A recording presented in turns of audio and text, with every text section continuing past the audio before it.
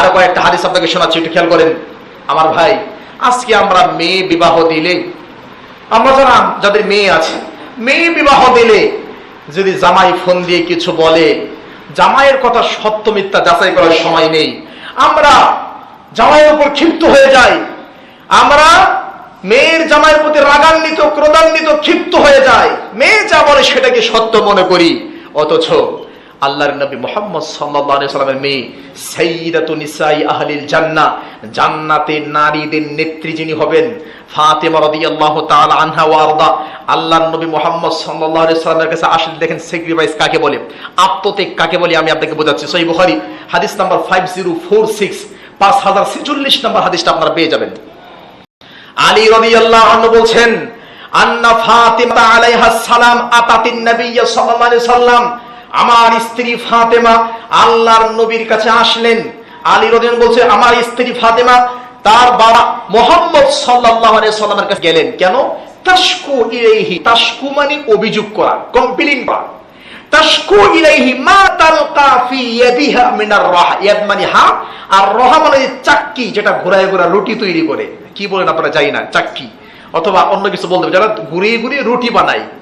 তা ফাতেমা রাদিয়াল্লাহু আনহা স্বামী আলীর জন্য, সন্তানদের জন্য সংসারের কাজ করতে করতে তার হাতের মধ্যে দাগ পড়ে যায়।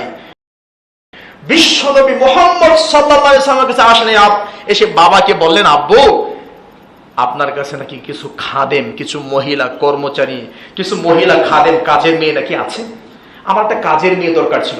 বাবার কাছে কাজের মেয়ে চাইতে গেছে, কমপ্লেইন করতে যাই নাই, যে আমি চাক্কি ঘোরাতে ঘোরাতে হাতে দাগ পড়ে গেছে, আমি শুনেছি আপনার কাছে নাকি কিছু কাজের মেয়ে আছে, তো কাজের মেয়ের জন্য আসছিলাম। বাড়িতে এসে আল্লাহর নবীকে পাইলেন না, আয়েশাকে বলে গেল যে আব্বু আসলে বলিয়েন যে আমার হাতের মধ্যে দাগ পড়ে গেছে।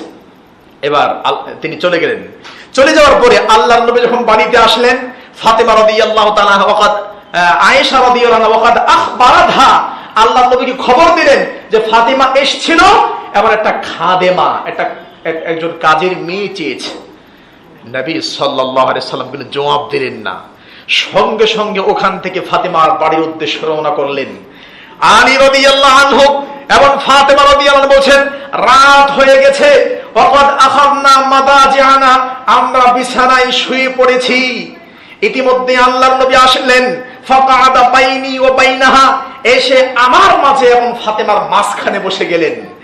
বসার পরে হাত্তা ওয়াজাদতু বারদা কাদামাই আলা বাতনি, আল্লাহর নবীর পা আমার পেটের সাথে লাগায় দিলেন। এমন কি ওই দিন রাতটা ছিল শীতের রাত, এই জন্য নবী যে পায়ে হেঁটে আসছে, পা ঠান্ডা, নবীর পায়ের ঠান্ডাটা আমার পেটের মধ্যে লাগছে। তার মানে আলী এবং ফাতেমার মাঝখানে এসে বসে গেছে আল্লাহ নবী। আল্লাহু আকবার, কিছু বলেন নাই। আচ্ছা, শুনেছি মা তুমি নাকি খাদেমা চেয়েছো, কাজের মেয়ে লাগে। জি চেয়েছিলাম।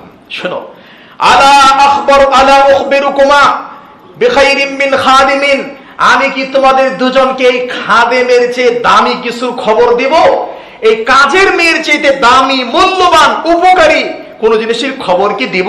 তারা খুব খুশি। হ্যাঁ, যদি কাজের মেয়ের চেয়ে ভালো কিছু হয় তাহলে অবশ্যই আমরা সেটা চাই। আল্লাহ বলে, শোনো, ইদা আখাযতা মাজ্জাকুমা, তোমার কাজ তোমাকে করতে হবে, স্বামীর খেদমত করতে হবে, ঘরের কাজ করতে হবে, সন্তানদের দেখাশোনা করতে হবে, এগুলো তো করতেই হবে। এগুলো করে যখন রাতের বেলা বিছানায় যাবি ঘুমানোর জন্য, ফাসাব্বিহা সালাসা ওয়া সালাসিন, 33 বার সুবহানাল্লাহ পড়বা, ওয়া হামমিদা সালাসা ওয়া সালাসিন, 33 বার আলহামদুলিল্লাহ পড়বা, ওয়া কাব্বিরা আরবা ওয়া সালাসিন, 34 বার আল্লাহু আকবার পড়বা। ফাহাদা খায়রুল লাকুমা মিন খাদিমিন, এটা তোমাদের জন্য খাদেমের চেয়ে শ্রেষ্ঠ। সুবহানাল্লাহ।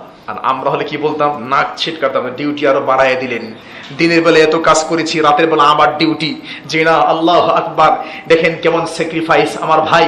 এই জন্য আমরা যাতে মেয়েদের প্রতি, মাদের প্রতি আমরা মানে আরো বেশি যত্নশীল হই এবং তাদেরকে এই স্যাক্রিফাইসের হাদিসগুলো শোনাই, দিনের প্রতি তাদের কত স্যাক্রিফাইস ছিল।